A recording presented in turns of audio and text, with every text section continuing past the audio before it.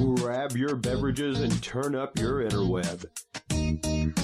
Solving the world's problems 12 ounces at a time. It's Dudes and Beer.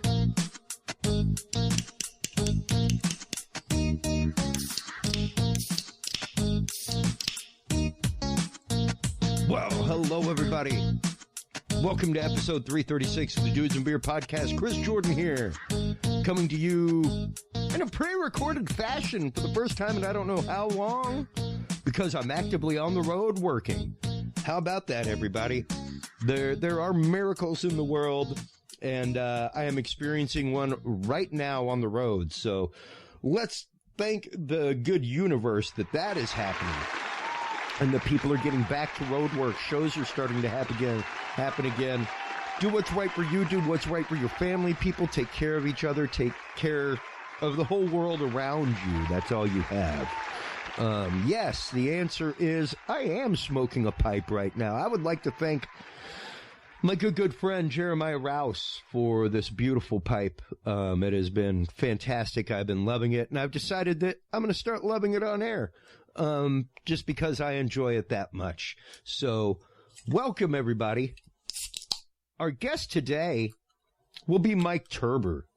We will be talking about, and granted, Mike has been on the show numerous times. Mike is our go-to correspondent.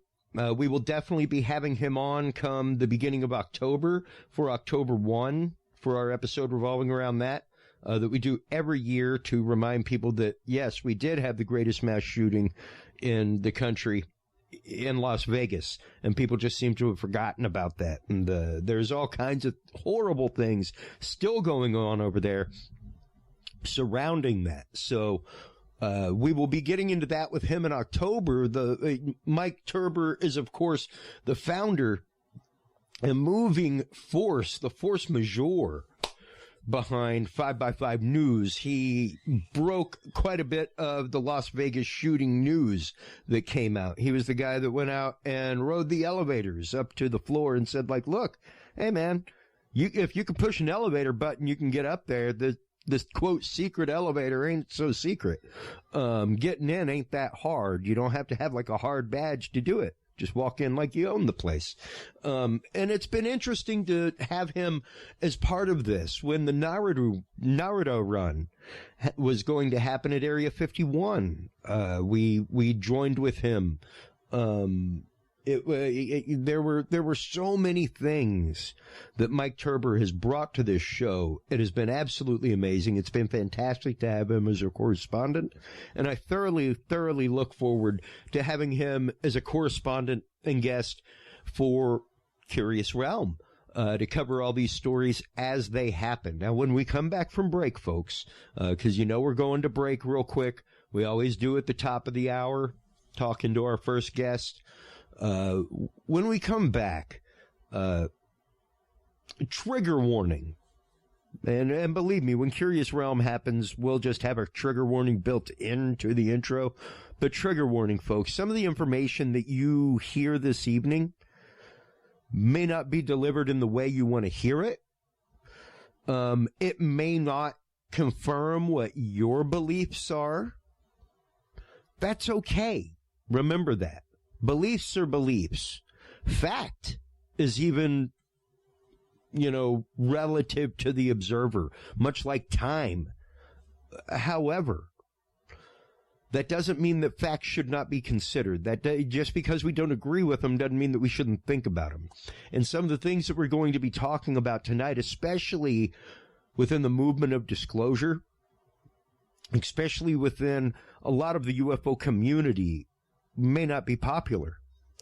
But it needs to be said, it needs to be considered, it highly needs to be thought about. We have to remember that with great claims comes a greater necessity for proof, comes a greater necessity for further knowledge and investigation. It means that we shouldn't just accept it on face value. We shouldn't just accept it because there's news stories about it. As a matter of fact, that should make us question more, if anything. And I think that's part of what's not happening. The great thing is that it is open communication. It is open minds and hearts of individuals who are in power, who may have poo-pooed this subject to begin with, as they have for decades. But that doesn't mean that just because a few people sitting in benches with name plaques in front of them and a little pointy microphone making decisions are about it and want answers, that doesn't mean that we should jump to conclusions. That doesn't mean that we should hop on bandwagons. It means that we should investigate hard.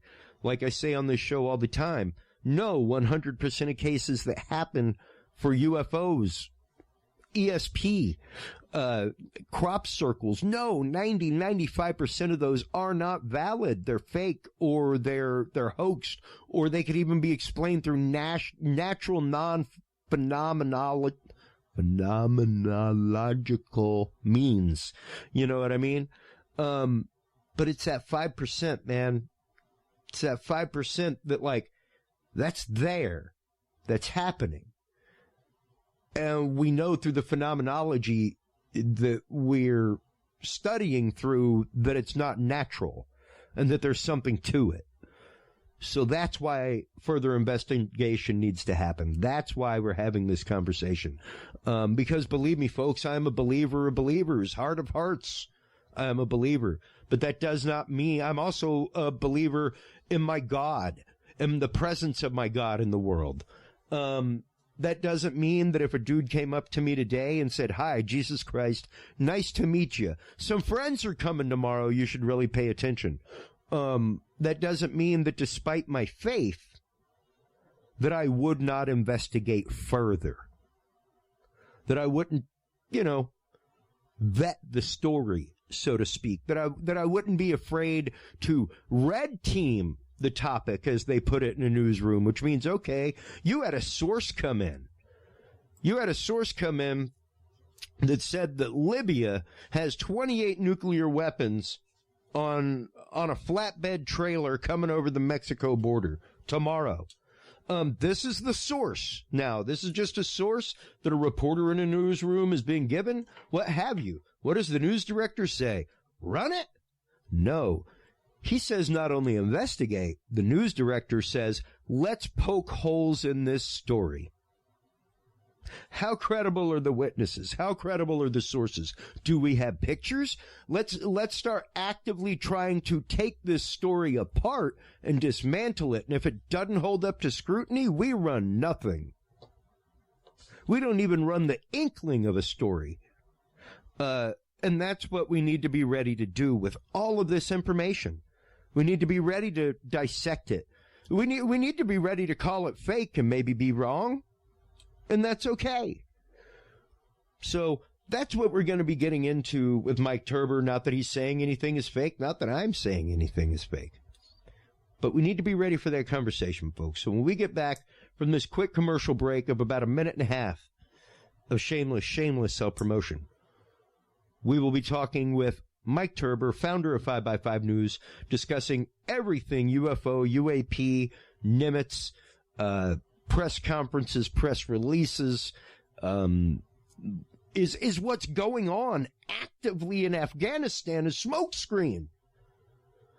Is it prestidigitation politically to distract from the fact that what's about to hit is bombshell? And not necessarily bombshell in the way we think. When we get back from this message from our sponsors, folks, we will get into that and so much more with our guest, Mike Turber, founder of 5x5 News, right after this. Have you considered starting a podcast? Looking for a way to make your business a voice of authority in an industry? Then Podcast Cadet is the solution for you. Whether starting a podcast for yourself, your brand, business, school, church, or just plain fun, Podcast Cadet is here to help you navigate the waters of the podcast industry. Specializing in one-on-one consultation and training with industry professionals in fields ranging from podcast technology and editing to distribution, monetization, and even social media strategies. Podcast Cadet tailors their services to the specific needs of you and your podcast. Do you already have a podcast and trying to find ways to engage and grow your audience? Sign up for your Podcast Cadet audit today and let us help you explore new and exciting ways to leverage your content and elevate your podcast brand to whole new levels. From consultational workshops to affordable podcast production and maintenance packages, Podcast Cadet is your one-stop shop for everything podcast related on the internet. Visit podcastcadet.com today to sign up for your consultation or training and use code DUDES20 to save 20% off your entire purchase. That website again is podcastcadet.com. That is right, folks. Stop on by Podcast Cadet today. Full disclosure, I'm one of the founders. The whole reason I helped start Podcast Cadet is because I love this format.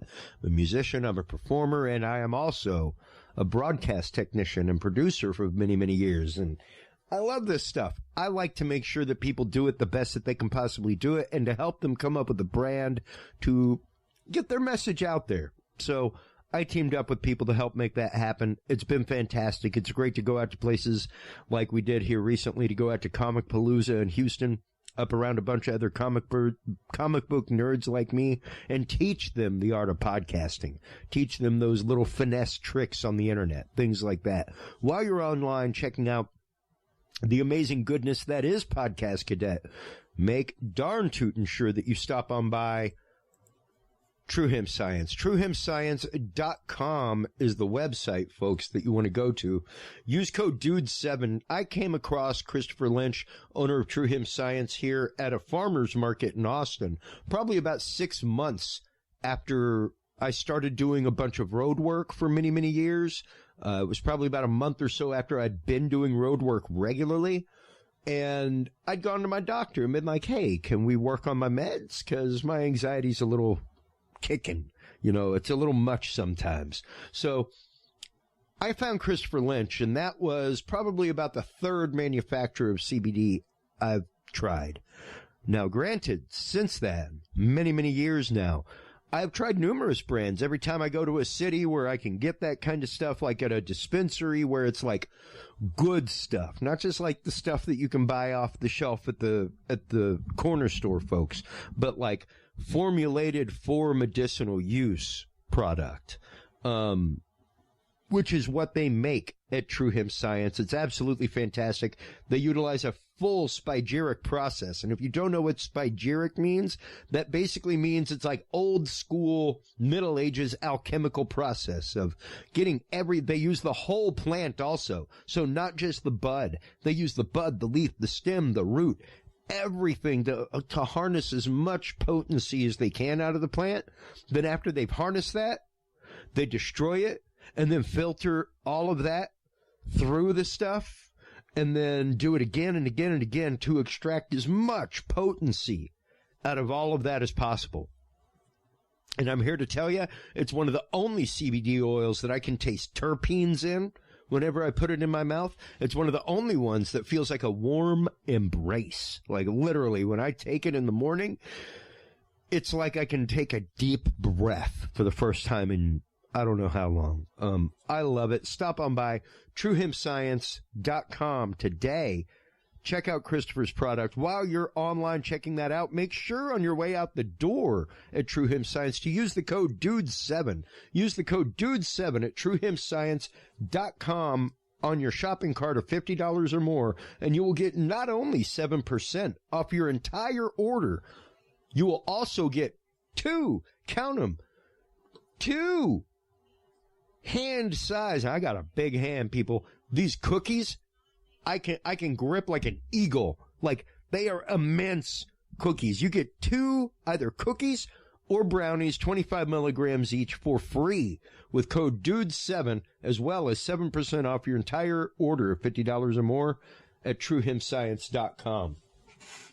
While you're online checking that out, make sure to stop on by Google and Google Curious Realm. Don't care if you visit the website. You can. We don't have episodes there yet, but we have everything that Dudes and Beer has. So whenever we're referring to documents tonight in the episode with our guest Mike Turber, feel free to stop on by Curious Realm instead of Dudes and Beer and go to the same exact Knowledge Vault page. Guaranteed they will be there. It is a page-for-page copy of the website. We have just not populated posts yet because we haven't switched names and done episode 1. So as soon as we switch names, you will start seeing things there. But until then, our call to action to you as an audience is Google Curious Realm. Have your friends and family Google Curious Realm. And if you want to see what it has done already, okay, check this out, because I saw this happen at a bar 2 nights ago with somebody that Googled it. Watch this, folks. Just in the month that we have been asking people to Google Curious Realm, we are now on the top of Google's search ranking. Literally. Simply by asking people to Google it. That doesn't mean that they visited the website. Nothing. And I know because I'm still doing some back-end work and I see the numbers on the website and the visits have not upped.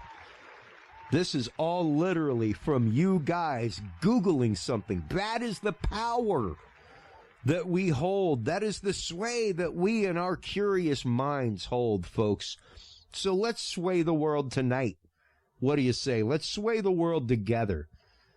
Let's all kind of lock arms.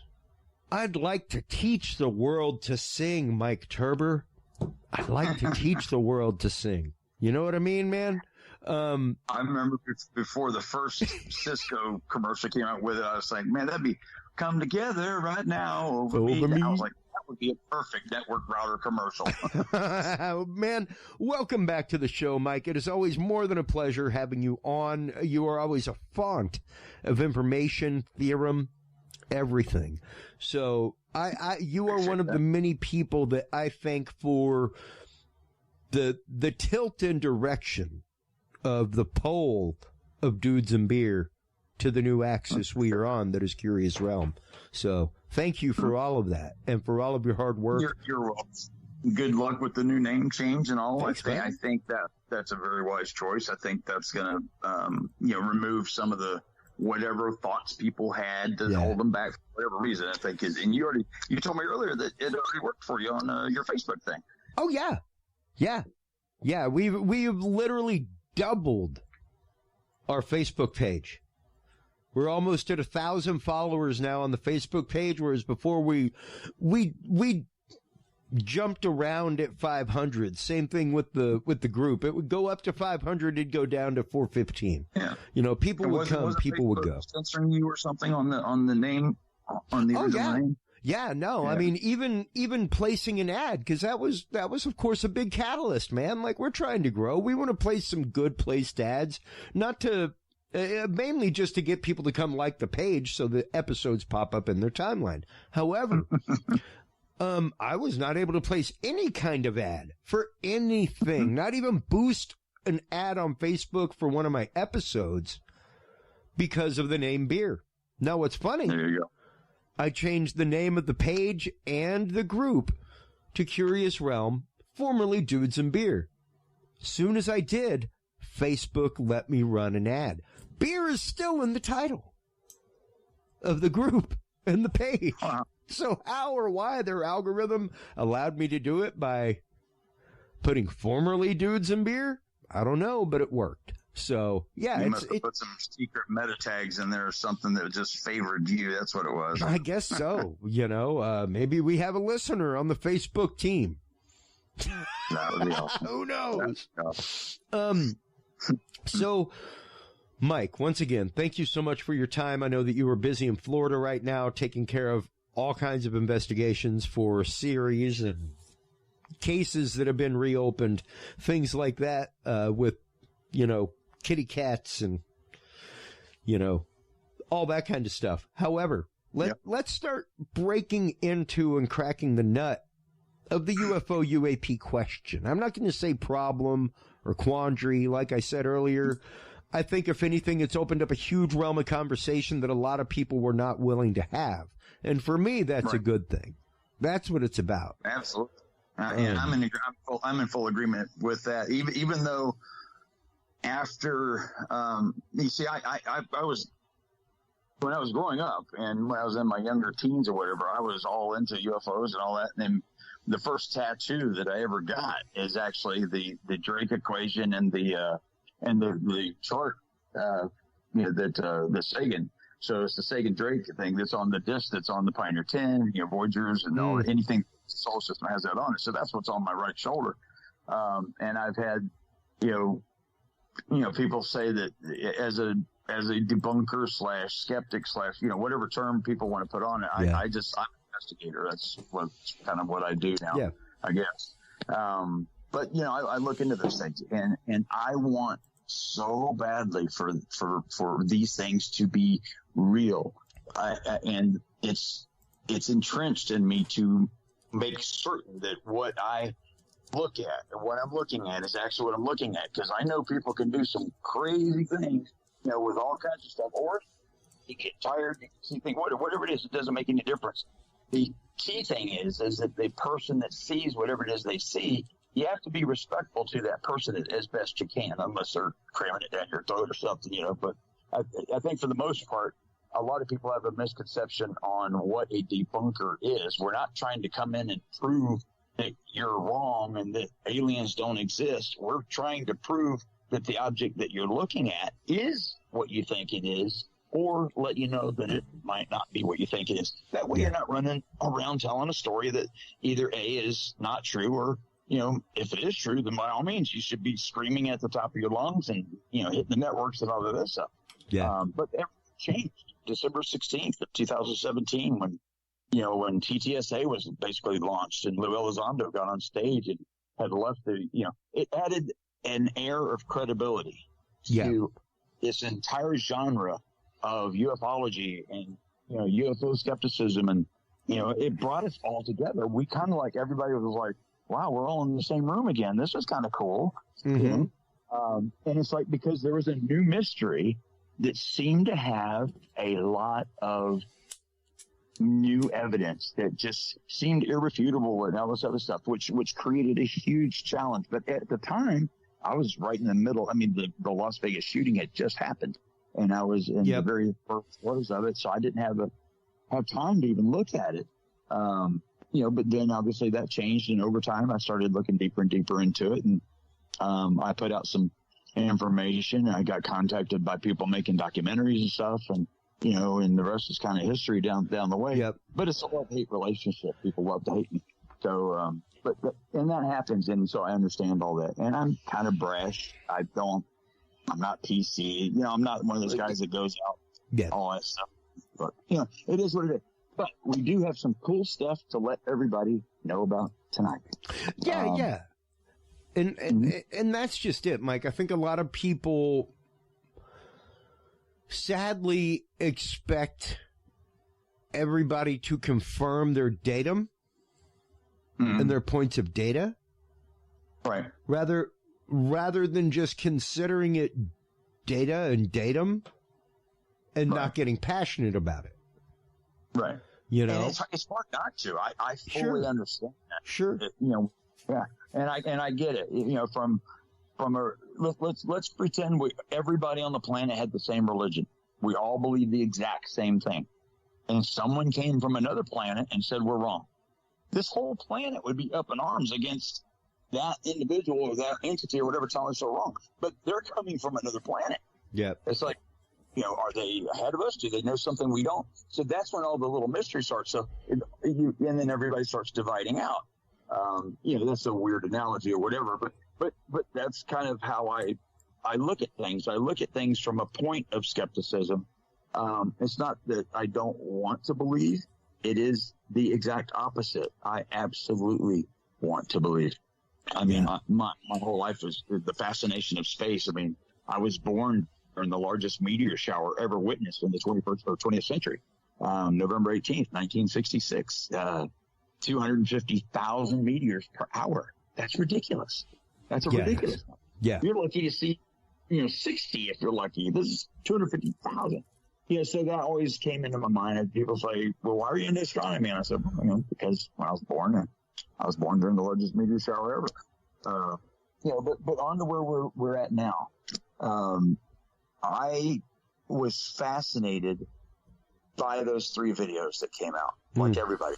I don't think there's a person on the planet that has not either seen them or has not, looked at them and said, "Wow, that's amazing."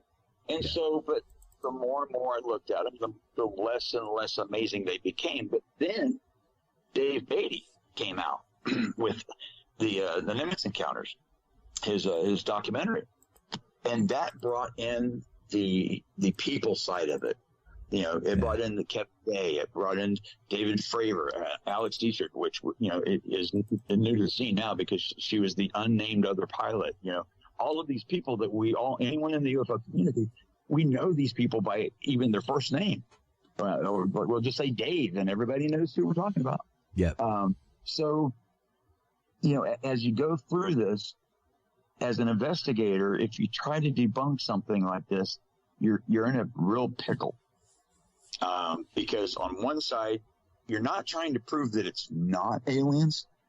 You're not trying to prove that it's not a UFO, UAP, or that it's, a lot of people say about Mick West that it's a bird, things of that nature. You're just trying to look at it objectively to see what it is, because that's what I do. I go in and I, like with the Las Vegas case, and I look at things from a little bit different perspective with a little bit different skill set. And I am a little bit ultra critical against myself and against the evidence being brought to me, because at the time, the evidence that I had, like at Las Vegas, was going into the attorneys. They were actually taking what I brought them, and that was going to go in the case if it ever went to trial. And so circle back to this, and here you have what you're looking at on the screen. So these 3 videos captured everyone's attention and imagination, and if it wasn't for this, we wouldn't be having this discussion, because it's truly amazing. Yeah, it has been a heck of a roller coaster ride, is really the only way to put it, since we have been together on this show, Mike. And to see, once again, like I said, the swath of datum that has come out on this, as well as the amount of things being, I guess, pushed along with it. Right. I think another thing too is when a mass amount of people believe in something similar, maybe not necessarily the exact same thing. It's just like how we have different religions, and how even you have different people that believe different sects of science, different ways of doing things. You may go to 5 different doctors and they'll treat you 5 different ways, but they're trying to save you. It's a similar thing that I go through. And as I look at it, I look at the community as like people like me, who's a true skeptic. I have to see it to believe it kind of thing, to the other end of the spectrum. But then you have those in the middle that are on each borderline of I believe they came here, but I don't think they're here every day. I don't think they're flying around Ryan Graves, who's the pilot on the East Coast. And because he said he was seeing them every day. Yeah. So if we're seeing them every day, what's going on, guys? There's something wrong with our military, or we don't have better pictures. So all of these things are just natural questions that a skeptic would bring up. And of course, the other side wants to, it goes back and forth. It's a debate. It gets heated at times. And, but it's healthy, I guess, overall, because in the end, the more, I don't want to say heated it gets, but the more intense that it gets, that just shows that the person that's probably getting intense really, truly wants to find out what's going on. And that's just it. That's the difference between a fan and believer and an investigator. Yep. Not that you don't love the topic, not that you don't love the technology involved with it. Excuse me. Just develop the hiccups. But it's more the fact that the onus falls on us to research, to look at this, to see what happens. and to be willing to be wrong. You got to be willing to be wrong. I've been wrong many times in this investigation. In most investigations that I've been in, I start off with a hypothesis. I don't work in reverse, which is, to basically try to prove your point is the correct point. What I do is I say, I think it may be this. Let me see. But I had some advanced knowledge too, because keep in mind, I did hear the comms way back in 2005, but I didn't pay attention to them. I didn't know really what they were until I saw the Dave Beatty thing. And I was like, okay. So yeah, that event really happened. But as I moved forward, I was like, you know what? That's kind of irrelevant to anything that's going on now. So let's really expand this. So I jumped in with, both feet and went across the country. I've been to many bases. I've been to many contractors. I've been to Lockheed Skunk Works. I've been to Raytheon. I've been to Lockheed Martin, different facilities. I'm literally 500 feet from one. Actually right now. I'm right down the road from another one here in Lakeland. But as time progressed in my investigation, I started finding things that I felt like I was going to be the only one that would find them because of the route I started taking. I didn't go the full FOIA route the entire time. I figured, let me just get in the trenches, ask people questions, and call them. Just get them on the phone and just let them know what's going on because I feel comfortable with that. But, that was my approach, and that did gather some information that was pretty interesting. And now I'm at a point where I'm verifying information through the FOIA process. And I put in a FOIA on August 1st. They received it August 2nd. It was approved on August 10th. And I got my first data on August 17th. How's that for a whirlwind? That is a pretty decent turnaround for government work, man. That's impressive. I'm actively waiting on some DVDs to be delivered that I had printed and have not seen things that fast. I sent you the screen, the picture of the actual FOIA request. This particular FOIA came out for a specific reason, and I will get into that. And what that was trying to do some explanation as to a lot of these people that were at the Nimitz encounter event, or we'll say the Nimitz event. I believe them. I believe the pilots.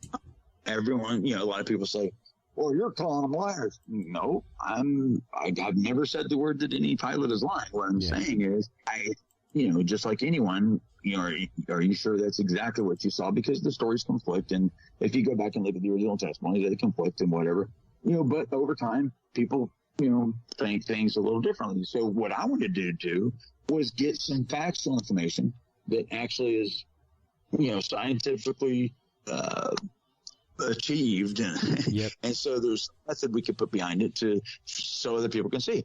But one of the things that kept gnawing at me was that Kevin Day stated that the event started happening on November 10th and that they ended on November 16th. And those dates kind of stuck out with me because I had already heard those dates before. But I didn't push the issue because I had already went through what I went through with the documentary people. But I decided to, let me explore this a little further and see if there's something with this. And maybe it might relate to something that people were seeing. One of the things that I found, and I know people hate hearing this part about the object, but it was that a very large number of weather balloons were launched at the same time from November 10th through November 16th in support of the X-43 Hyper-X missile project. And that was a Hyper-X missile that went to Mach 9.6. Yeah. But I was looking at that and it's like, well, obviously none of these sightings could be a balloon. It just doesn't really match, other than possibly what Fravor saw, as it came up towards him or whatever. But other than that, the other sightings just didn't make sense. And keep in mind, Kevin Day said that the object would seem to fall from space, come down to a certain altitude, they would regroup, and then start moving at about 100 knots, at about 28,000 feet, to the south, and eventually they would either disappear or disappear over Guadalupe. But occasionally some would go down to the ocean surface at like 50 feet. So, and he said they were in groups of about 5. Groups of 5. Sometimes up to 10 or whatever. But he said groups of 5 on the first one, as I remember. So I was like, I was thinking, wow, there's got to be something here with the number 5. So what I did was, in my research, there were what NASA had called, if you look at the second launch of the X-43, you'll see they refer to the weather balloon as a special balloon.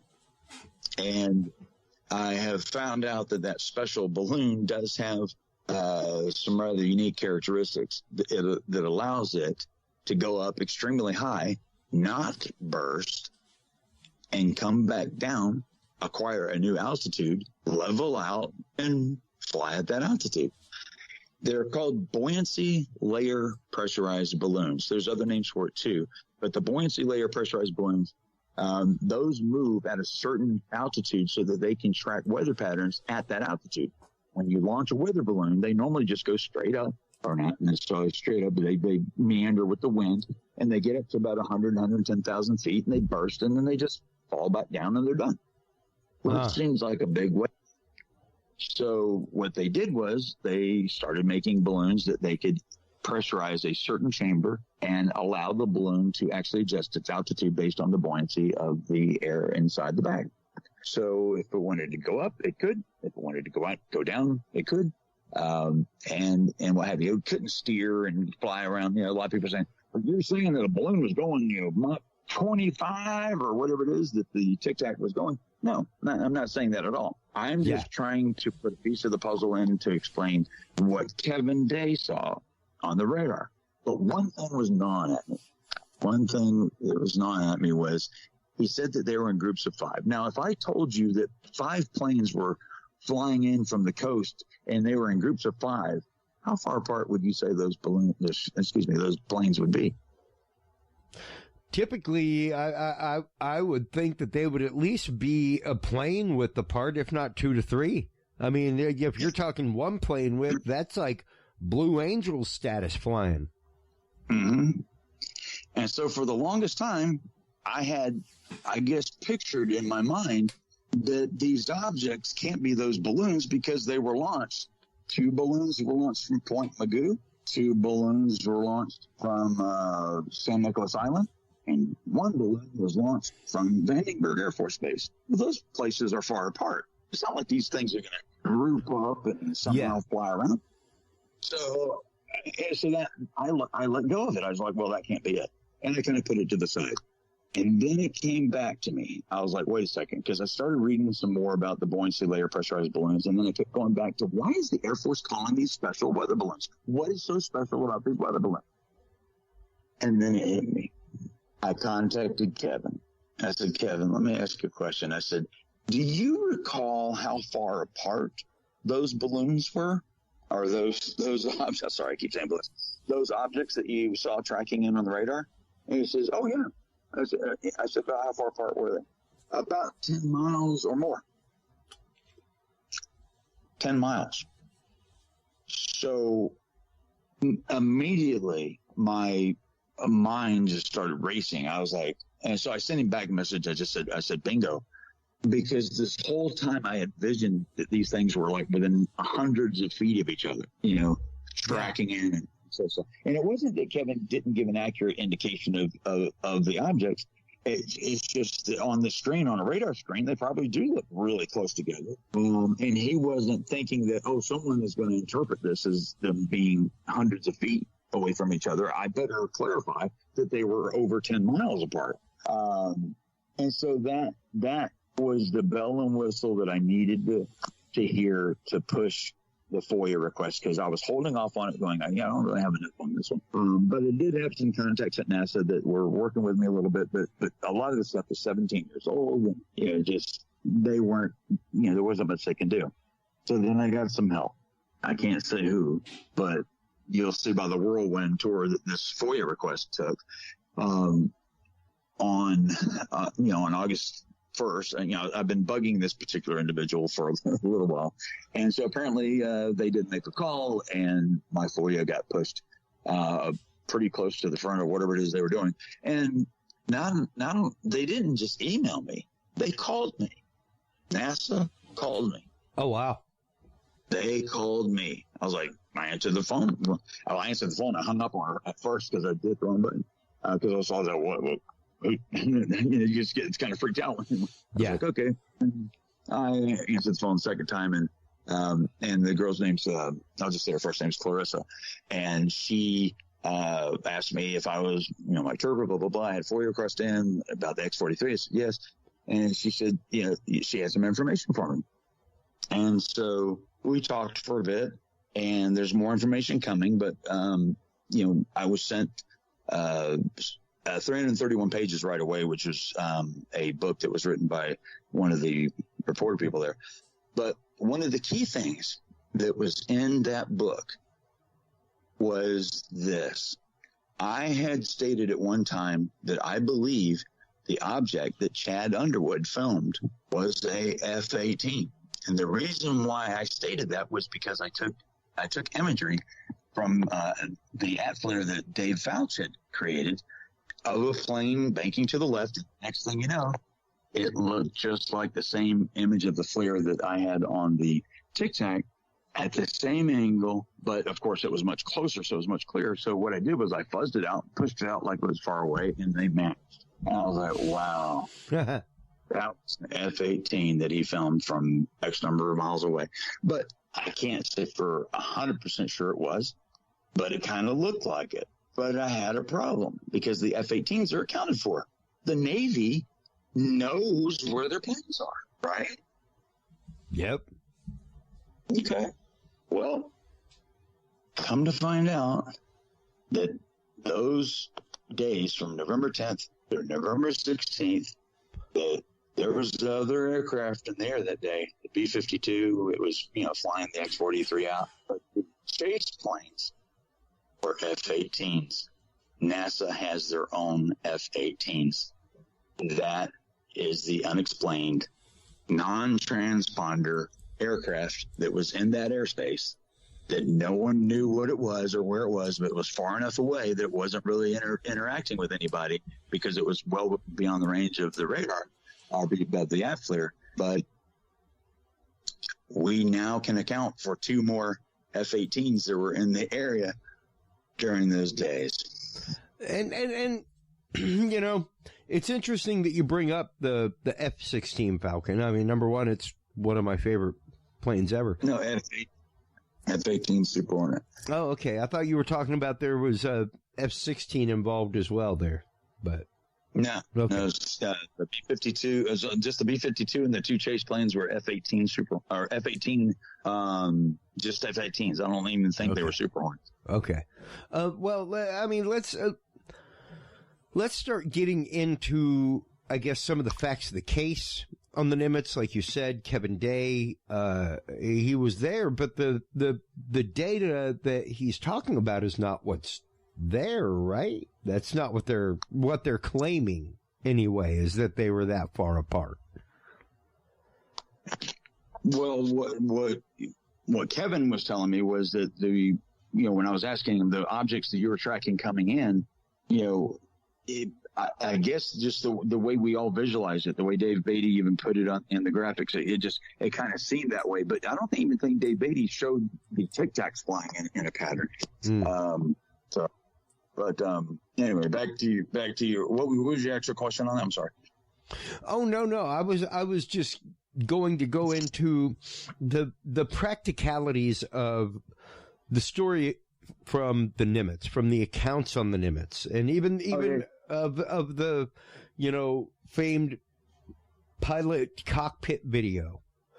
Things not the gunnery camera video, folks, but the pilot cockpit video of these things. Because like you were saying, you just try to give out data. You just try to look at data. If you're wrong, you're wrong. Cool, whatever. I was looking. Were you, or were you just accepting? Because your job is to investigate, and investigate dispassionately. Right. And data.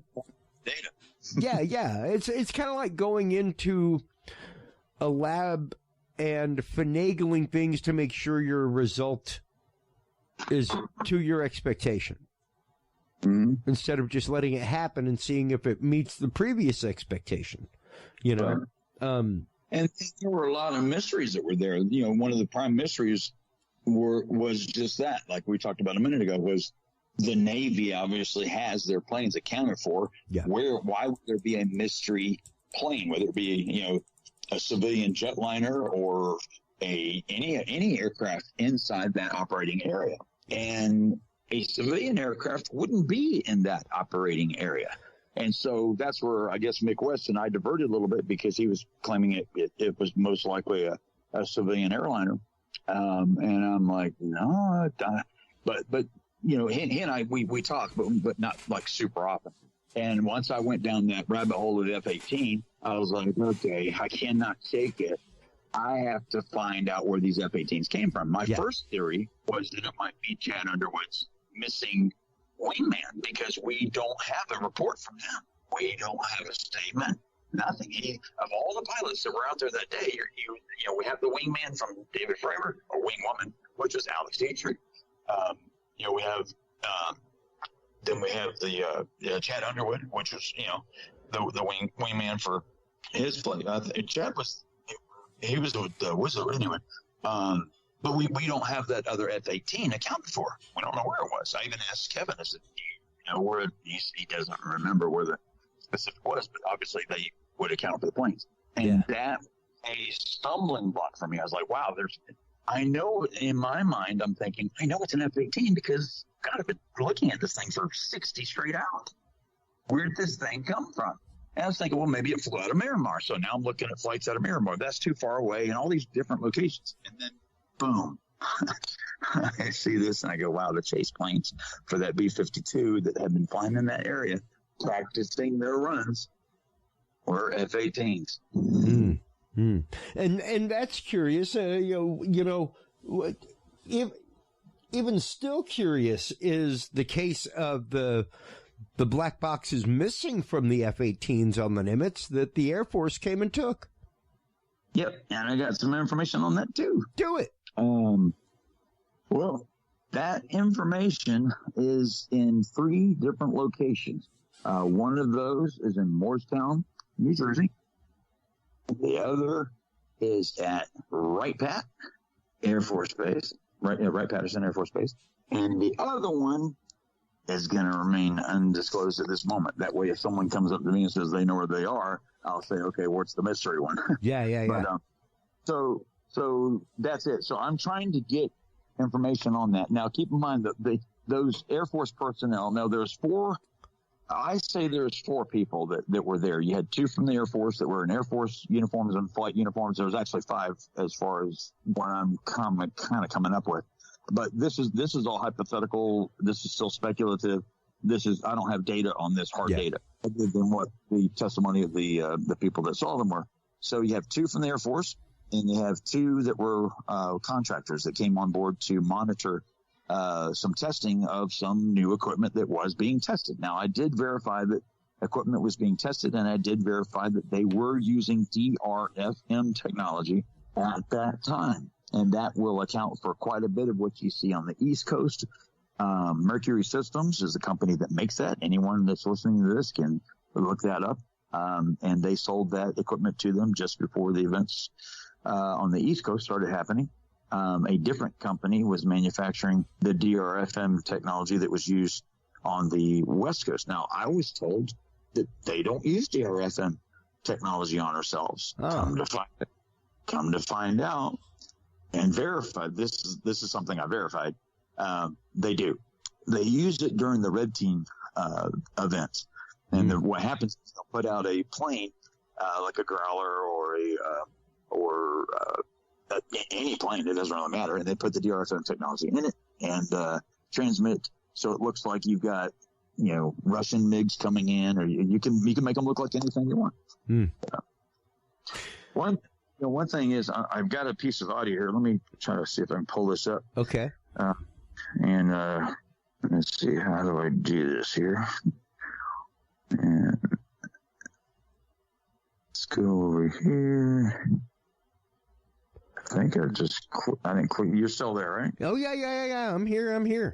Now, don't lose it. As you search for that clip, let's think about one of the first questions that came from an audience member today regarding this, what we're talking about right now, and regarding the Nimitz, and even the whole situation. You there? Hey, Hello. who's this guy? This guy hacked into our conversation.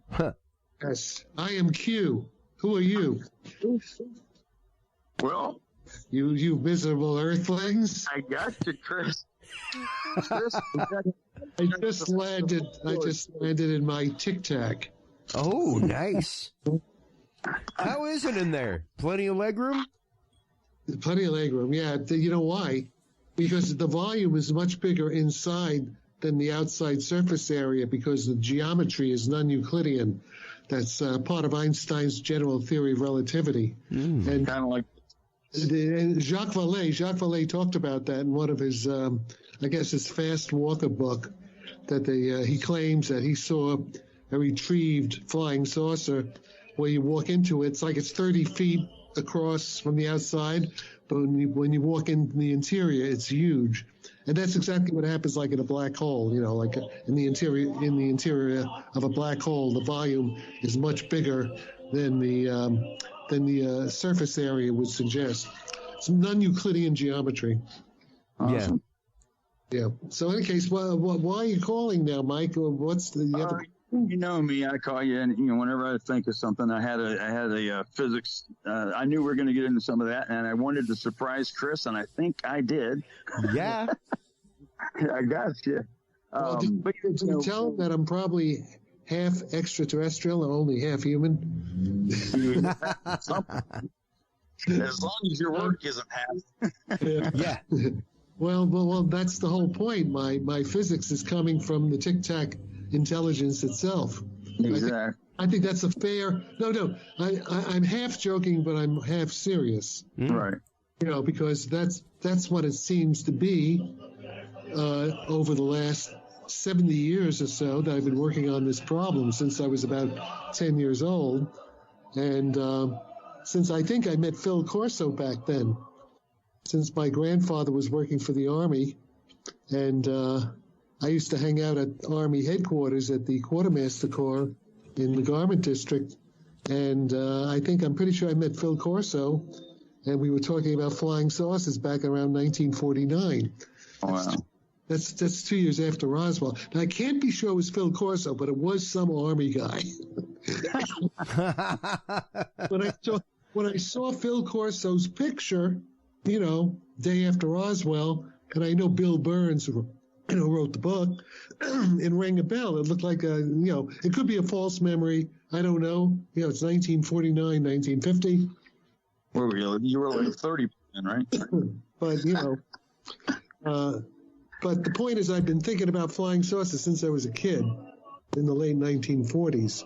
And then, as you know, Mike, the CIA and the Defense Department basically officially kind of recruited me into studying the problem by around 1973.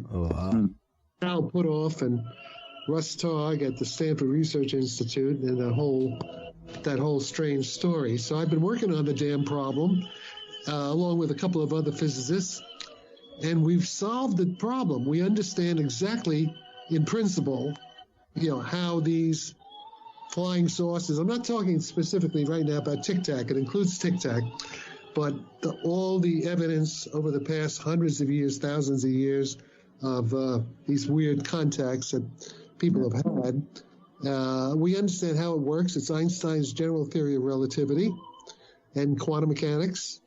It's elementary physics. And as you know, Mike, I get very pissed off and very angry when I hear the people from TTSA, when I hear Chris Mellon and Louis Elizondo and Jim Semivan, and of course, when I hear them telling the government that the technology is 1,000 years ahead of us. It's not. We understand the physics right now. And what's really important is that the Russians know this, because the Russians, Vladimir Putin's agents, have been monitoring my work for decades, and they actually videoed me about it a couple of times during Obama's administration. Okay. Back in October 2013, I think they were weren't they in Orlando with you? Or not with you? Orlando, no, I was in Orlando. That's 2011. Oh, okay. 2011. A film team from allegedly from St. Petersburg, Channel 5, which is a television channel that's owned by a close friend of Vladimir Putin's, they came and videoed me about all this stuff, which I knew, back then. Back then, I wasn't as advanced as I am now in 2021. And as destiny and synchronicity would have it, I was actually with Hal Puthoff and Kit Green. Oh, wow. At the end of October in 2017, when they would run out to the room and they were making calls, setting up the whole New York Times thing with Leslie Keane. Yeah. So I think it's kind of very, very strange. All right, but the message is the problem, the physics, we understand the basic laws of nature of how these things work. It's low power warp drive, and it's a conscious intelligence, a conscious artificial intelligence that's controlling it. We understand how it works. It's elementary physics. It's physics that can be taught undergraduate, Berkeley, Cal, Tech, MIT. It's not difficult. Yeah. So one of the Jack helped me out on early on because, my knowledge of this, I've got a basic rudimentary understanding of physics, but when it came down to some things, I was an idiot. And over the last, year and a half or so, however long we've been talking to each other, I've started grasping some of the finer concepts and what have you, and it's starting to make sense. One of the things that people say is the G forces, they couldn't stand that. Well, there's no G's inside that craft at all. They don't experience it. That's warp drive. That's what warp drive, and that's what general relativity, Einstein's theory from 1916, it basically predicts all that. It's pretty elementary stuff to physicists. And you're a fan of the Alcubierre warp drive, right? Well, the Alcubierre warp drive, it's just a toy model. It's a simple model, the basic idea. Yeah, but it's elementary physics. Yeah, we understand. The real stuff is a lot more complicated than the Alcubierre. It's just theoretical physicists, we make what are called toy models. We try to simplify the problem to get to the essence. And so it's, the Alcubierre warp drive, what's happening is that the Tic-Tac, if it's moving toward you, say it's moving collision course with you, it's shrinking the space in front of it and expanding the space behind it. Right. But it's doing it with small amounts of energy. See, that's the trick. That's the problem. That's the problem I solved. That's the problem, basically, that the Central Intelligence Agency guys and the Defense Department guys back in 1973 were asking me to work on. Because back then, wasn't the math that it would take virtually all of the energy in the universe to accelerate? Right, exactly. Yeah. But that's false. Obviously, it's false because we see these things flying around. It's false. And the reason it's false is that they forgot it's technical, but it involves metamaterials, artificial materials. You hear Louis Elizondo talking about metamaterials, but he doesn't know what they really are. He doesn't know how to work. And it's true. Allegedly they found some of these metamaterials maybe in retrieved craft. But these metamaterials have extraordinary electromagnetic properties. They have what are called resonances. When you pump the metamaterial with electromagnetic energy, when you add electromagnetic energy to the metamaterial, it can resonate. And what it does, it amplifies the coupling of that electromagnetic field to the gravity field. So you're able to generate a very strong gravity field with a small amount of electromagnetic energy density. That's basically what's going on. It's called a metamaterial resonance. And it only happens if the metamaterial is just sitting there, nothing's going to happen. You have to pump it with the right frequencies and wavelengths of electromagnetic energy, from an external source in order to get it to do this. But that's what we see the Tic-Tacs doing. So from a standard, from metamaterial to a normal material, if someone's going, because if they hear metamaterial, the only word they hear different is meta. From material, Metamaterial is metamaterial is a lattice. It's a sort of a crystalline structure of artificial atoms. With nanotechnology, we make these artificial atoms that have these nice properties. We design them any way we want. You just go to Wikipedia, you look at the term metamaterial, you Google metamaterial, you'll see thousands of articles. There's hundreds of scientists already working on metamaterials because they have all different kinds of applications.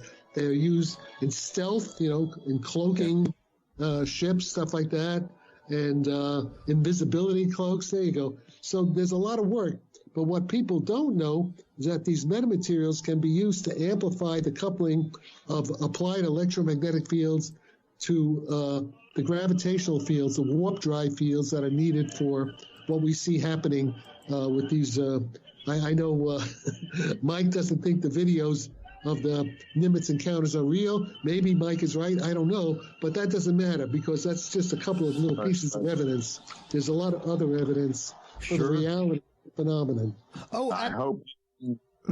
I absolutely agree with that. And like I said at the beginning of the show, Jack, I am a huge believer. I mean, I keep track of crazy amounts of science news, things like that. I work major conferences and as an AV tech where I have like the head of like Lockheed Martin's space science division on my stage talking about like interstellar ion engines for an hour. So it's interesting to hear these things and even to hear you bringing up metamaterials, because that is, of course, a topic that we've been talking about here for a while and with Mike for quite a while, especially all the new things that come out. Now, what I have held as far as this information, what has come out, like you're saying, we definitely have the technology. We have the means to make this. Yeah. Our problem is we have a lot of stupid people in the government, in the American government, that are preventing progress. Yeah. That's our real problem. I call it the stupidity barrier because the Russians are ahead. The Russians, my ideas are taken very seriously in Russia. I was told that Vladimir Putin himself is aware of Jack Safferati, okay? And also Donald Trump is aware of Jack Safferati. I was told that by a couple of CIA guys who talked to Trump about it. So, and another fact is that several hundred Iranian physicists from Tehran and Iran have been tracking my work, and I can prove this very easily. Tracking my work for years. So the point is, and I don't know about the Chinese. So the point is, the only people who are not really paying attention are the Americans when the Russians and the Iranians are already working on my stuff. Okay, and that's a fact. I can prove that. Willing to testify in Congress about that. Talk to the CIA, to the Defense Department. I can prove everything I'm saying. Well, it's literally that fact from Eisenhower's farewell speech, Jack, of beware the industrial military complex, but understand that we've opened this genie bottle and there ain't no putting it back. All we can do is curtail it, and it takes an educated populace to keep this in check and in control. Well, keep it in control. But let me say just a funny thing. I was in the Air Force ROTC at Cornell in the 1950s, and President Eisenhower came and, we reviewed us. We marched past him saluting Eisenhower. So I'm just saying there's a... Well, for me, it's the fact of, and I've held on this show before, like last time we had Mike on, the big bell that we kept ringing was the fact that a couple of years ago, the U.S. Navy literally put out not only a patent, but there were popular mechanics and popular science articles. Okay, let's talk. That's all bullshit, though. About the laser system that's chaff? No, I'm talking about what's on Pius. You're talking about the Pius? Oh, no. I'm talking about the fact that there is full-on technology where we can send a laser infrared projection that is visible to the eye, visible to radar, and looks just like... I don't know about that. I thought you were trying something else. It's a technology that's out there. So for me, it's the fact of, are these companies who have had these metamaterials from things that, hey, they may be recovered craft, whatever, Jack. But The fact is, we have the metamaterials. We now have the science to apply the metamaterials. There's no way that these contractors can make money in the private industry unless they're released to the public. Yeah. Okay. You know? Let me say. So it's interesting that even the fact that these folks leaking the information out to the public.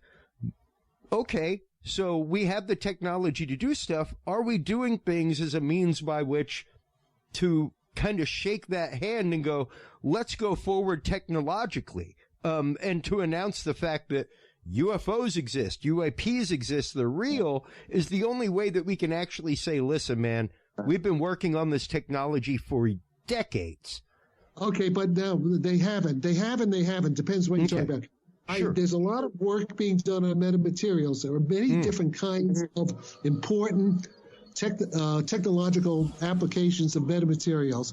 But what they're not working on is my particular discovery, because they don't know about it, how the metamaterials can amplify gravitational fields with small amounts of energy. That they don't know. I'm pretty sure, unless they've been reading my stuff, they may know. But they would have been in touch with me if they knew. They don't know. And part of the reason they don't know is that people like Eric Davis and Colonel John Alexander and Christopher Mellon are preventing my ideas from being known by the right people. There's a barrier. They're putting up a barrier. They're stonewalling me, and that's very bad for national security because the Russians take me very seriously, and the Russians are working on my stuff. I'm quite sure of that. So there's a political problem, you guys. So, Jack, the metamaterials, that would require the entire surface of the craft to be made out of that, correct? Yes. It's a fuselage.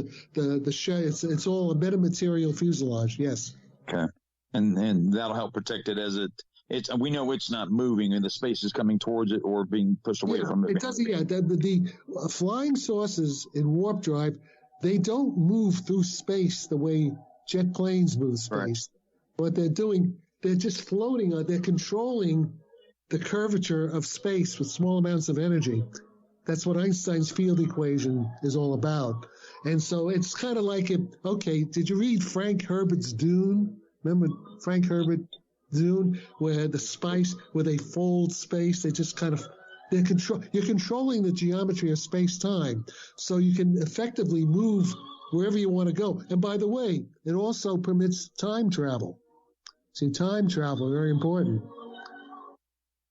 You should know. All those things are definitely possible with the physics that we have today. Wait. Yeah, okay, wait. Let's get something clear.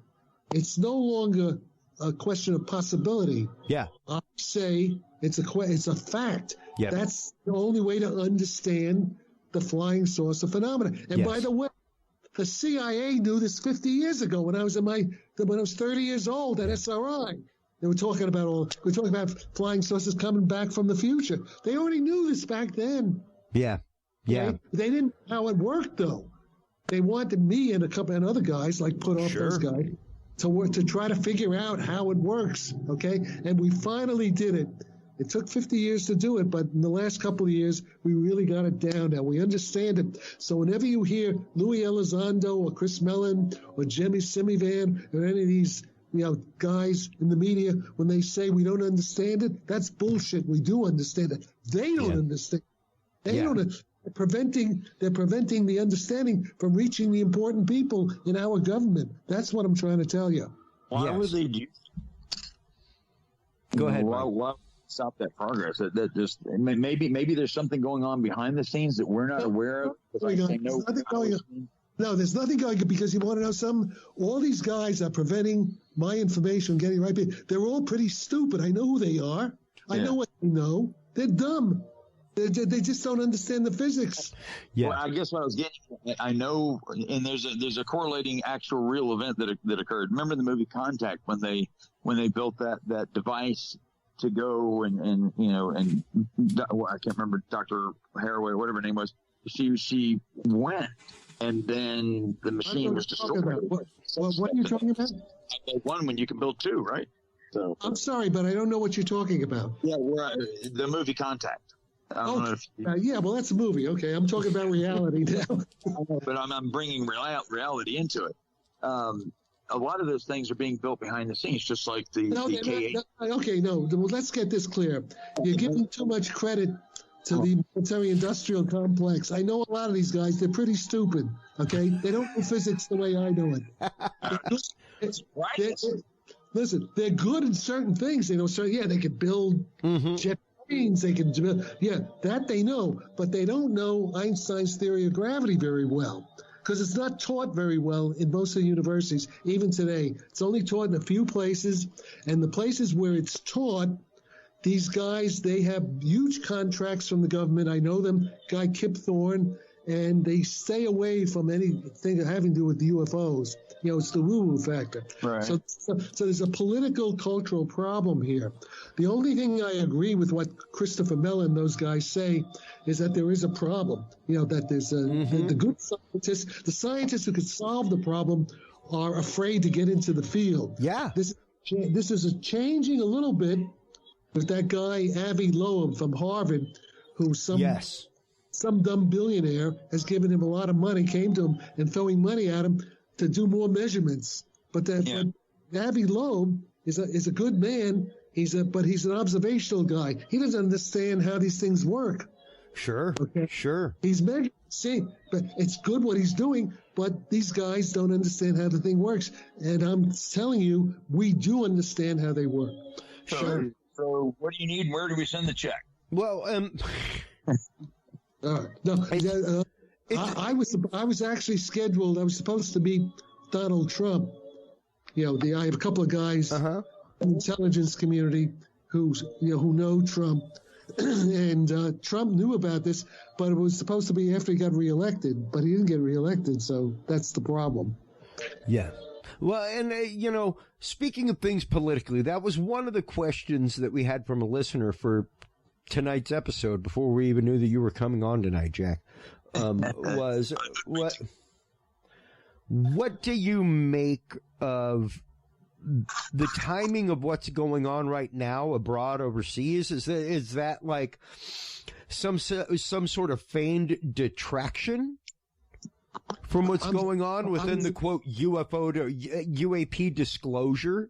Kind of a one hand watch what the other look at this hand, don't pay attention to what we're doing over here. Well, that's a good question. I don't know the answer to that. Right now we're kind of in a perfect storm. The COVID and Afghanistan, and I don't want to get too much into politics here because that'll be distracting. But we're in a dangerous situation. No, and that's just it. And that's that's been one of my things. Just after my years of work in media, things like that. When I started, number one, it kind of felt funky to me whenever Lou Elizondo came out with this thing and said, like, I held clearances for this program and I put this video out. And then he went out and joined up to the Stars Academy and still maintained clearances. Not only maintained clearances, but actively got new funding for a new program, despite the fact that he put out footage that wasn't cleared for media release. Okay, this guy. Let me say something about that. Sure. The intelligence community is not homogeneous. No, absolutely not. They're fighting with each other. Yeah. I happen to know. You should really talk to Ron Pandolfi, who was a CIA guy, PhD scientist. I've known him for quite a while. And Ron says that the whole TTSA, that he calls them loons and crooks.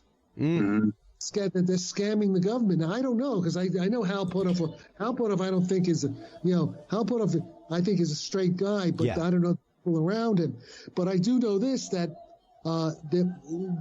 John Alexander, who all these guys are close to Bob Bigelow in Las Vegas, George Knapp, Jacques Vallée. They're all part of the same claque. And they basically don't like me anymore because I'm sort of exposing problems in their physics, what they're trying to sell the government. Yeah. But if you want to know more about that, you should really interview Ron Pandolfi sometime. Okay. He has to say, he's on the inside, Yeah. Well, for me, it's like I said, it was just the fact that did not settle well with me. It still doesn't settle well with me. It still doesn't settle well with me that they are the go-to people, despite nobody really. Like I say on the show all the time, Jack, I am a believer. But because I'm a believer, that means that my realm of proof should be bigger. My need for proof should be bigger. Yeah. Otherwise, I'm believing out of blind faith. Also, you should talk to John Warner. You know about him? Okay. The son of the Senator Warner who just died. Okay. He has a lot of insight. Yeah, he's also he's a Mellon.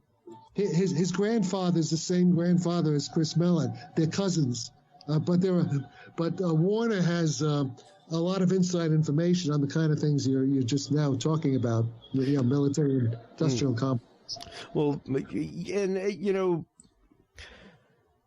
that to me is more than anything, I think, what is bringing to bear some of this information, and the fact that yes, we have that this technology can exist, that it can be there, because we're talking about hypersonic intercept systems for missiles, and some people didn't even know the fact that Russia and China were working on hypersonic missile programs.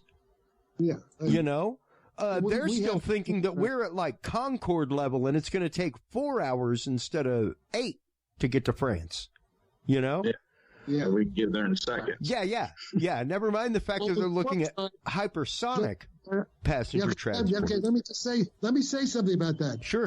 Hypersonic technology is obsolete. Oh, sure. Yeah. Rockets, jet planes, obsolete. With warp drive, it replaces all of that. Yeah. So, for example, when Elon Musk and Branson and who's the other asshole? Bezos. They're spending. Tell us how you really feel, Jack. Yeah, they're spending. Well, they're intelligent assholes, but they're fools. They're brilliant in what they do. They're brilliant in certain things, but they're wasting billions of dollars on rocket technology when they could be building warp drive, Tic-Tacs. Yeah. Yeah. To get to Mars in 1 hour or even less. Yeah. Because, going through space, you're bypassing space. Yeah. Mm-hmm. Yeah. And now, let's go in a little bit more, Jack, into not just the theorem, but the practicality of this science that you're speaking of, the practicalities and the realities of the science of warp drive technology, and how much like they've just not only they just double confirmed the fact that CERN can make matter out of light. Well, that's so what? That's old physics. There's nothing. That's not directly related to what I'm talking about. No. I'm just talking about the technological leaps that we have made as humanity. We are now 2 steps away from saying, replicator, feed that town.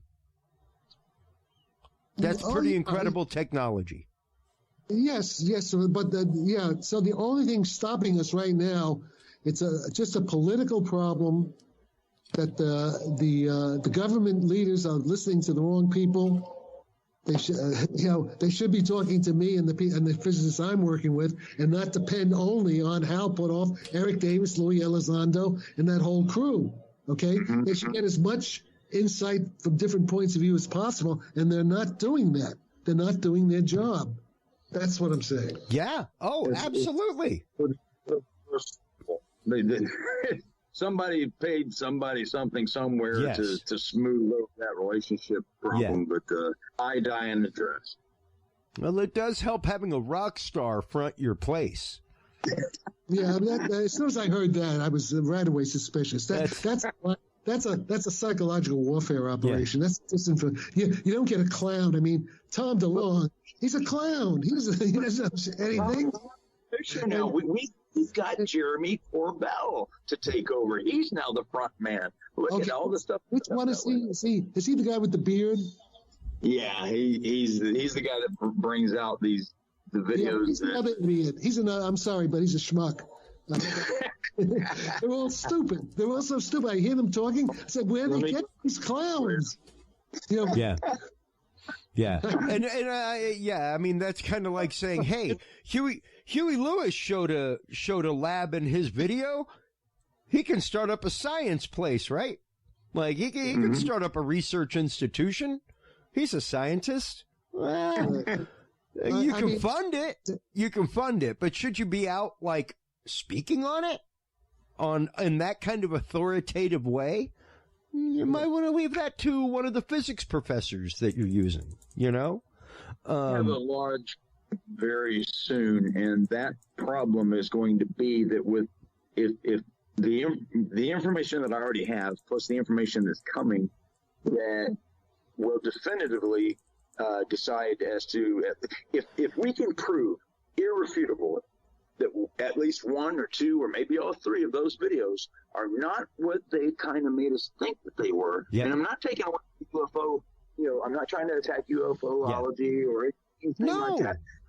These three videos were touted around, and then we were told they showed extraordinary things, which I looked into videos, and at first, I thought so too, because I was being told that. But under further review and scientific principle methods and applies everything else, not so much. Yeah. And that made me curious, and it made me mad. Now I'm mad. Let me say something about that. I think there's this guy, Randolph Stone. He's supposed to be the Inspector General who's investigating all this stuff, and he should be taught. I don't see that he's doing his job. He should be contacting you. He should be contacting me and getting all the parties together and debating this. There should be investigations from the Senate. Sure. What's the Intelligence Committee? What's going on? And these dumb bastards are not doing their fucking job. I'm sorry about that. No. But it gets me very angry. Absolutely. Okay. Absolutely. Yeah, and that's something. Go ahead, Mike. Someone listens. I'm sorry. So someone actually listened because, Jack, you're not aware of this, but my FOIA request went in on August 1st. It was replied to, or it was assigned on August 2nd. August 10th, it was approved to go forward, and I received a phone call on August, 17th, 3 days ago, whenever it was.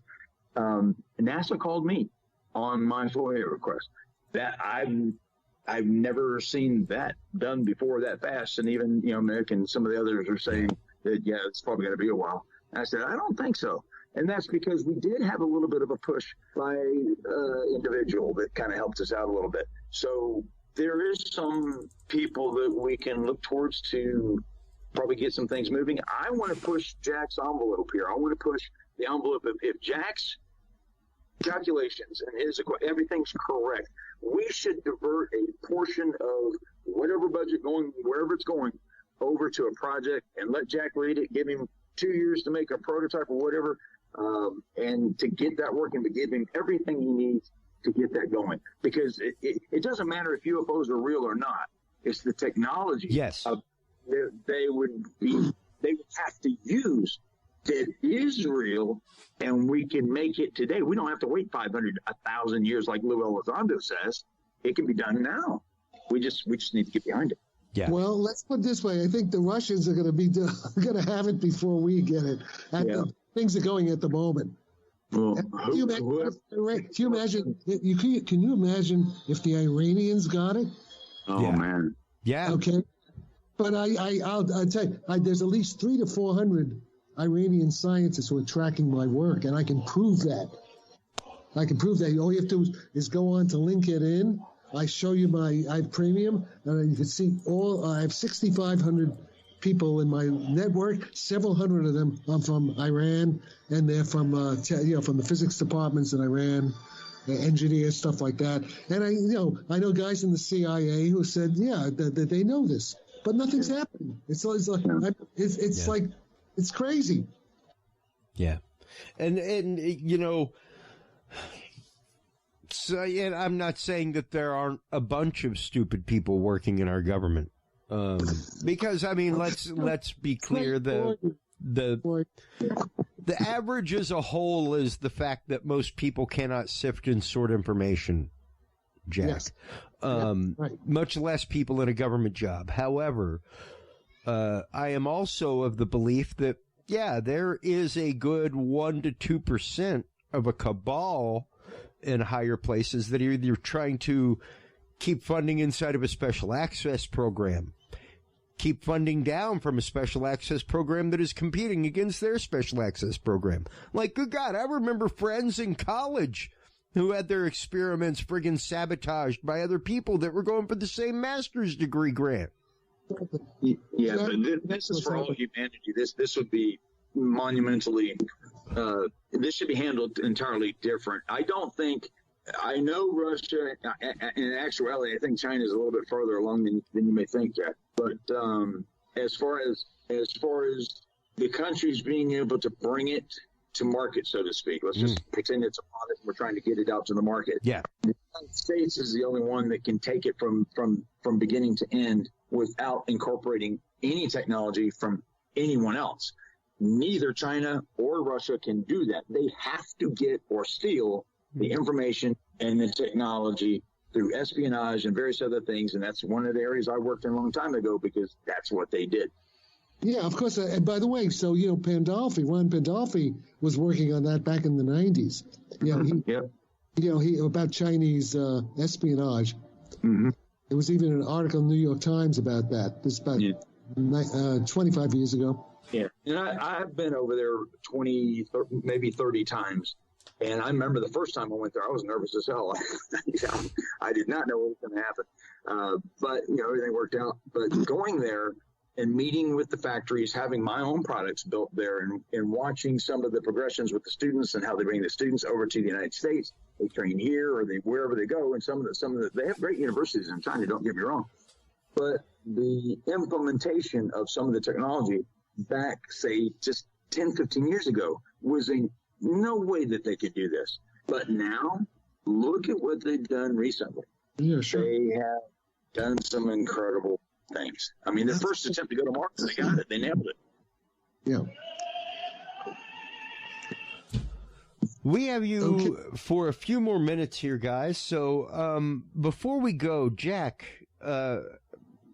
let's kind of focus on where do you think, because of course this is all quote disclosure, like I said, I think really my thing is enemies have this technology. Enemies are working on this technology. The only way that we're going to be able to A, explain anything when it happens, or B, stop it, and people go, whoa, how the heck you stop that, is to let people know that we have the technology somehow, some way, period.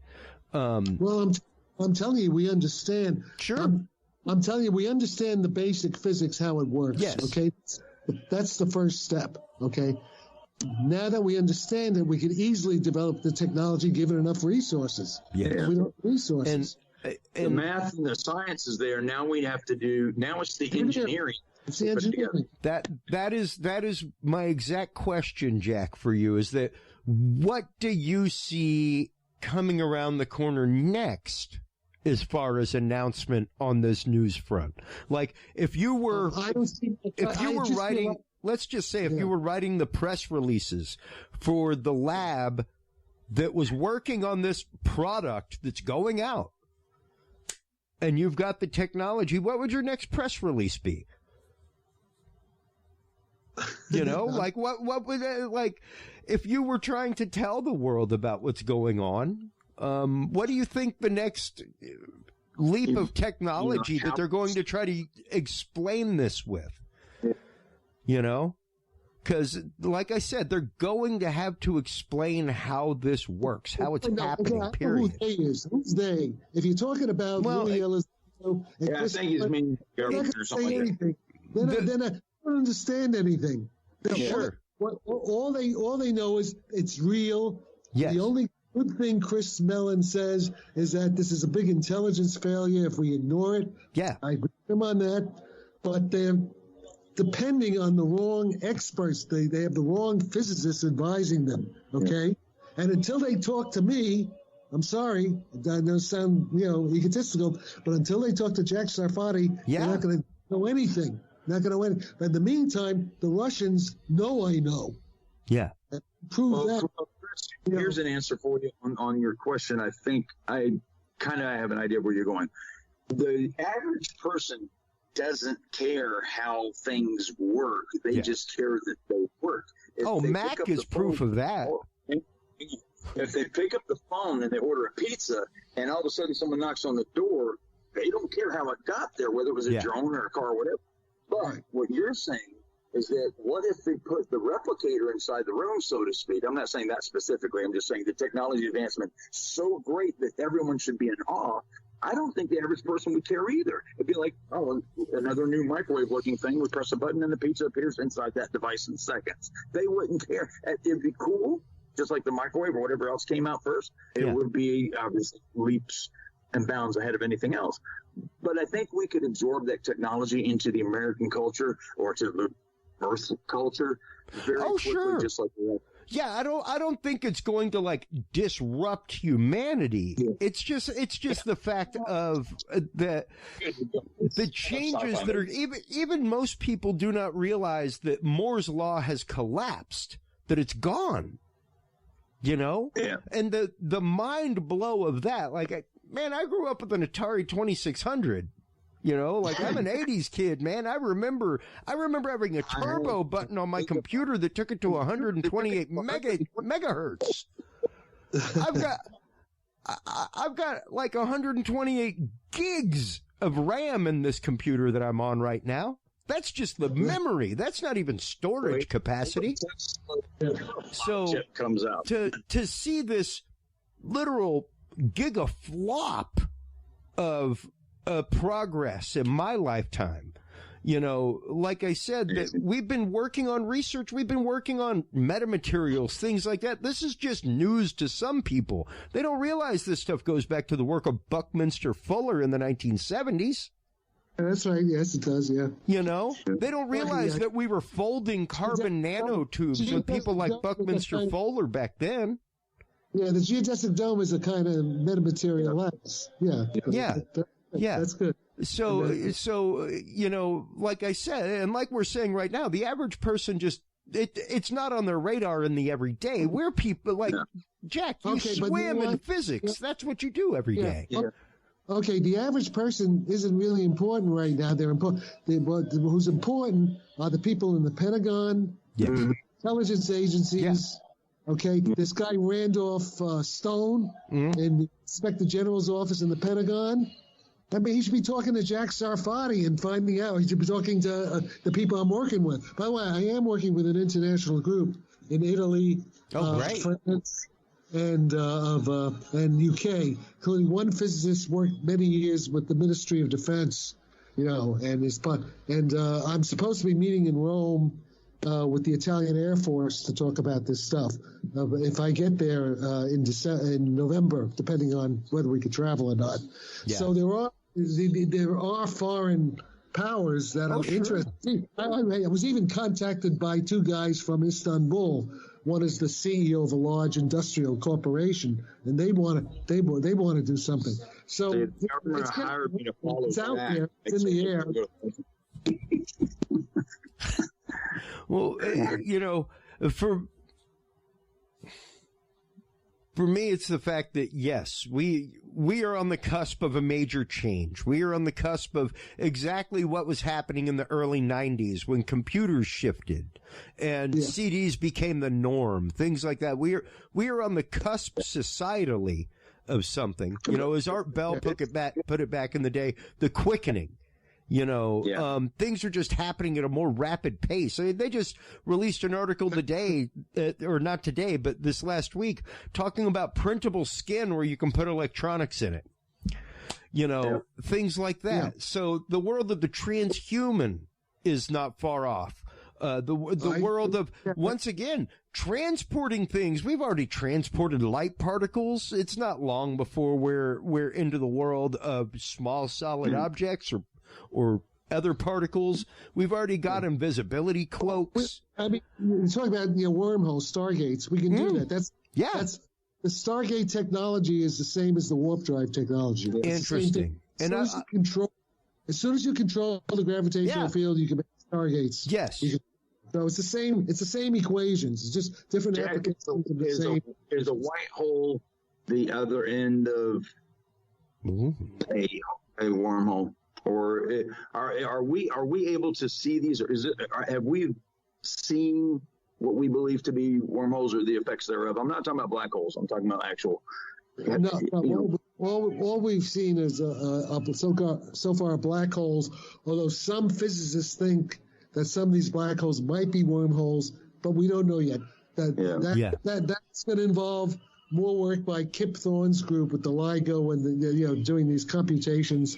We don't know for sure. We don't know. Well, okay, I can say this: the UFOs are proof of wormholes, of stargates. Sure. That I can say that. Yeah. That I can. Okay. Because otherwise, where did they come from? that is something that I've held and said on this show numerous times, Jack, is that if anything, what we are looking at is possible either time or dimensional travelers. Not that aliens don't exist, not that alien life forms don't exist, not that it would subtract from the grandiosity of God and creation that they exist. But the odds of them coming here to this rock, as opposed to something closer to them, the odds of us having something from a parallel universe fall through the bubble meniscus between us is much more likely, I think. I don't think people can have a good concept of how big space is. Yeah. It's very difficult to convey that to someone. And I've done it on a much smaller scale just by doing, the sun, the moon, planets, and what have you. Okay, that's true. That's all true. But with the kind of stuff I'm talking about, well, shrunk universe. Yeah. Wait, hey, honey, I just shrunk the universe. Yeah. You're talking sending Cassini to Saturn within like a few days, or less than that. Hours, minutes. And that's just it. But that's a whole other program. Absolutely. And that's what I was just about to say. I think this has been more than enough information and more than enough of a surprise this time around, Mike Turber. But I definitely want to have you back on, Jack, to talk about wormholes, stargates, things like that. Because, once again, people do not realize that this is a possibility of the known physics we have. Okay, wait a minute. Okay, but you're being too weak about that. Oh, you're being too. Sure. It's not a possibility. It's a reality. Yes. It's reality. If you accept the fact of the flying saucer phenomenon, forget those videos, that particular thing. But in general, there are thousands of reports. Yep. If you accept that as a fact, then stargates are a reality because that's the only way they can get here. Plus, I have other evidence, but I'm not going to do it on this show. That's all right. Direct contact evidence for what I'm talking about. Wow. Okay? Well, it gets really. Mike knows what I'm. Jack, I can't tell you how much I've enjoyed this last bit of the program. I can't tell you how much I have enjoyed your appearances on Gaia, Deep Space, things like that. Oh, you saw that? Oh, okay. Okay. Oh, I'm a deep cut hardcore nerd, man. Believe me, I watch all of it. Okay. But the data that you are putting out there is so absolutely beautiful, so absolutely amazing, because once again, it just gives proof to the fact that this is existing technology. This is not just in the realm of theorem, it's in the realm of, yes, we can practice it. Yep. Yeah. And the question is are we? Yes. There's someone doing it right now, and then someone is doing it, but they're not us. They're not. It's the U.S. government doing it. Yeah. Well, and that's just it. People, the fear that Russia and China are ahead of us, and we dump some money into this, but they're not doing it, which makes me think, well, maybe they're not doing it because they are doing it. Well, I don't know. You see, here's the thing: those contacts. The 2019 the contacts with the drones. Yeah. That thing. Yes. That could. I wouldn't be surprised if that turned out to be Russia or Chinese. That they have some of the, because they've had they've had at least 5 to 6 years, maybe more, almost 10 years, to develop the kind of technology I've been talking about since 2011. Yeah. So they may have that. I don't know that they do, but it's a possibility. I would not discount it at this point. Yeah, precisely. And like I said, when people don't pay attention to news announcements about, hey, we just made a hypersonic intercept system that we've tested and it works, that's what breaks my heart. Because it's like, if we've got hypersonic technology that they're not talking about, what else do you think we have? You know? I don't know. Can you fire a laser at some blank space in front of me and have it talk to me and make me believe that I'm actually seeing something? Yes. Can we do the same thing and you can touch it and feel it? Yes. You know? I was at DARPA when we had a think tank across the street, and then DARPA had this one building that's in a weird spot in D.C. But anyway, but yet you have DARPA Hards, and that's where they take a project and it's done in such a way that they put a lot of efforts and resources into it, and they bring in a lot of people for think tanks and stuff. Sure. And so they had this globe that you walk up to. Now, they didn't have the haptic feel, but you could manipulate objects in 3D space in front of you, and you didn't have to mist the room. There was no mist in the room. There was no powder, no nothing. It literally was there. And it was just like walking up to the Death Star, view that we all remember from Star Wars, and taking that image and manipulating it with your hand. But now you can feel it. Yep. Now you can feel it. Yeah, precisely. With hypersonic audio, things like that, you can absolutely use waves that are small enough that you can't hear them, but you can definitely feel the vibration. Yeah. And it's absolutely amazing technology, and it's out there. It's no longer the realm of science fiction. This is science fact. Like Jack is saying, we can travel through time if we want to. Oh, absolutely. You got Doc Brown with you right now. That's right. Well, once again, Jack, I can't thank you enough for coming on the show tonight. I would love to have you on again and again and again and expose so much more of the world to the amazing research that you have been doing, to the amazing truths that you know from the realm of physics, because it's a whole new world out there, and I don't think people are quite aware of it yet. Well, you know, we're not aware of it, and some of the people who should be cooperating with me are preventing this from happening. See, that's what I'm. And granted, a lot of that may be fear, because maybe you don't want to be the one to step out there and get it wrong, but hey, people in charge, welcome to the driver's seat of every scientist in science. You're reaching out on a limb and you may just be wrong. But that's the point of science. Exactly. That's the point of hypothesis and testing a hypothesis with theorem before it becomes a fact. And even then, the fact can either be altered, changed, or worked around. Exactly.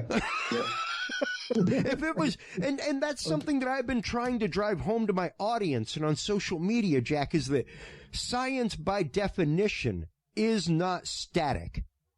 Exactly. If science is static, then why on my son's wall is there no planet Pluto? Right. If science is static, then we are stagnant. Yeah. That means that there will be no more growth. And hey, man, until 500 years ago, the Earth was flat.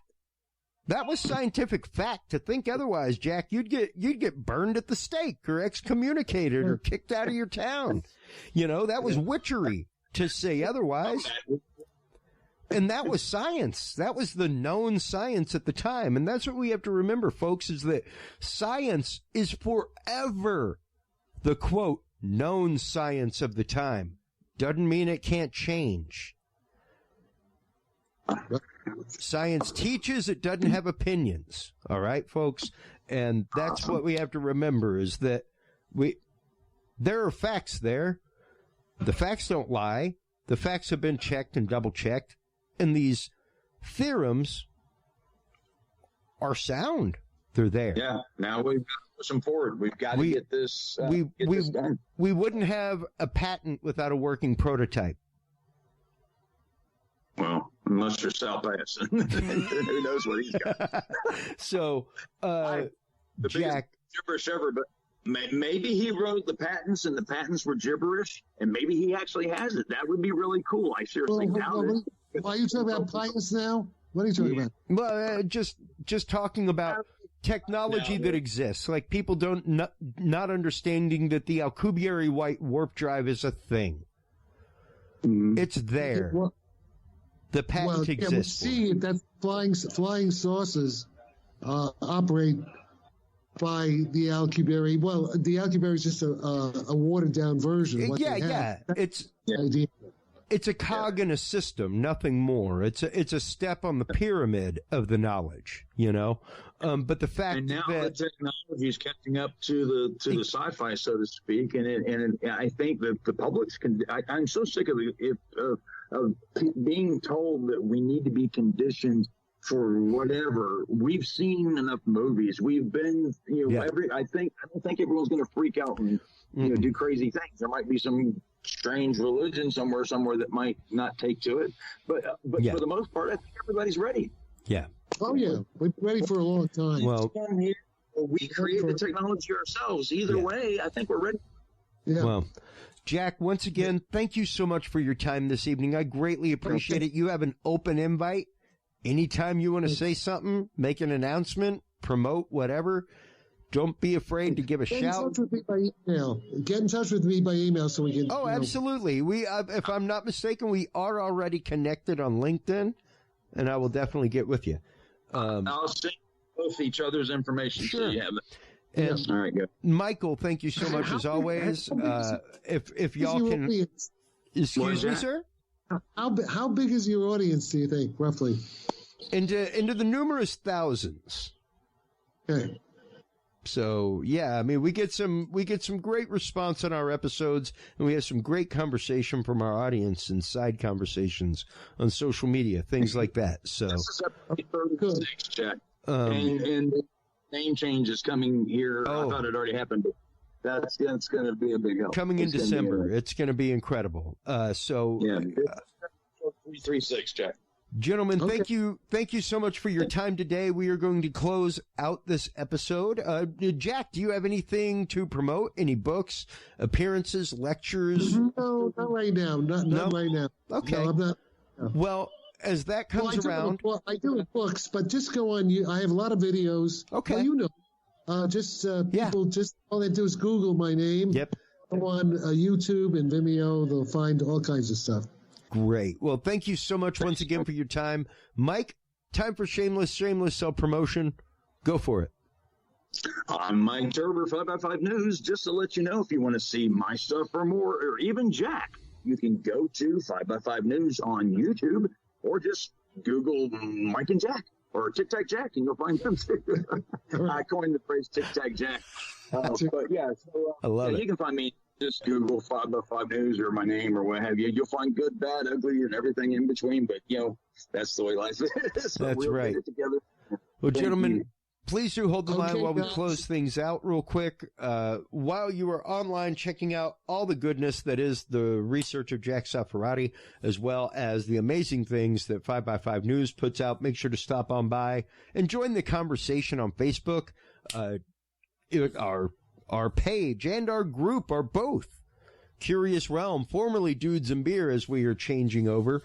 While you're online checking that out, please do make sure to stop on by the Curious Realm website.